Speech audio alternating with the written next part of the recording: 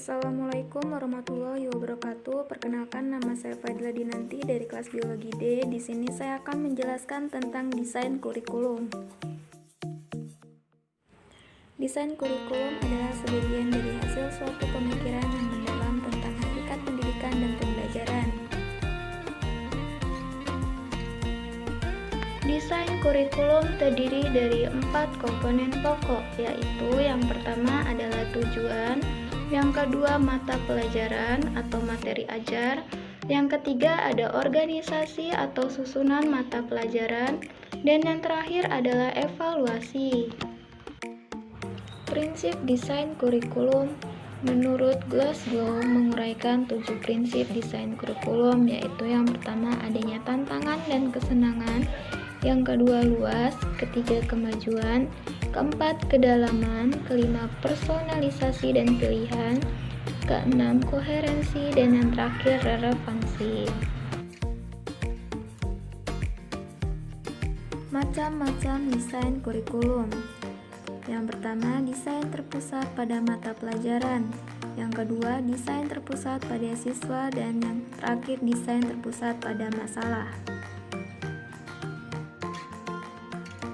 Desain terpusat pada mata pelajaran. Pada desain ini, menu pokok kurikulum adalah pengetahuan sebagai konten pertama dari kurikulum. Desain terpusat pada siswa ialah desain yang fokus pada perkembangan individual siswa.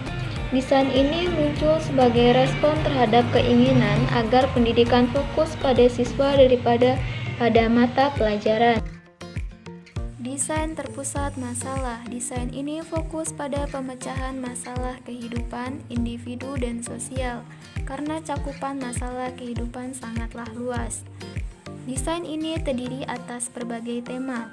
Tekanan desain ini dibatasi pada 3 desain, yaitu desain situasi kehidupan, desain inti, dan desain masalah sosial rekonstruksi. Model desain kurikulum. Ada 2 variasi model kurikulum, yaitu the area of living design dan the core design. The area of living design. Dalam prosedur belajar ini, tujuan yang bersifat proses dan yang bersifat isi diintegrasikan. Ciri lain yaitu menggunakan pengalaman dan situasi-situasi dari peserta didik sebagai pembuka jalan dalam mempelajari bidang-bidang kehidupan.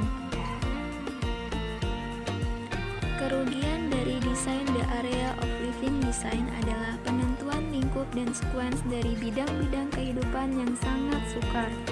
Yang kedua, lemahnya integrasi kurikulum. Yang ketiga, desain ini mengabaikan warisan budaya. Kelebihan dari desain ini adalah merupakan the subject matter design. Yang kedua, menyajikan bahan ajar yang relevan. Yang ketiga, menyajikan bahan ajar dalam bentuk yang profesional dan motivasi belajar dari peserta didik. Dalam mengintegrasikan bahan ajar, mereka memilih mata pelajaran tertentu sebagai inti atau core. Inti-inti bahan ajar dipusatkan pada kebutuhan individual dan sosial. Sifat desain kurikulum yaitu strategis, komprehensif, integratif, realistik, humanistik, futuralistik, merupakan bagian integral yang mendukung manajemen pendidikan secara sistematik.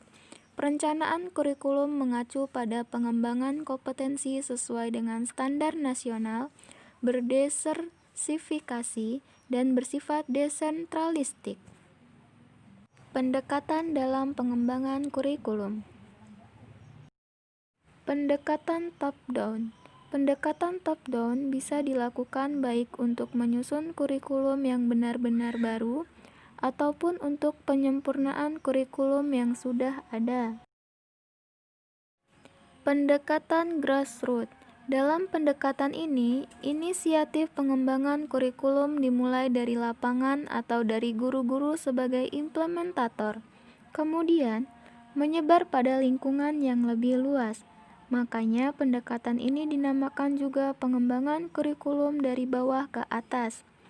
Pada pendekatan ini, dicabangkan kembali menjadi 3 pendekatan dalam pengembangan kurikulum, Di antaranya yaitu pendekatan subjek akademis, pendekatan humanistik, dan pendekatan teknologis.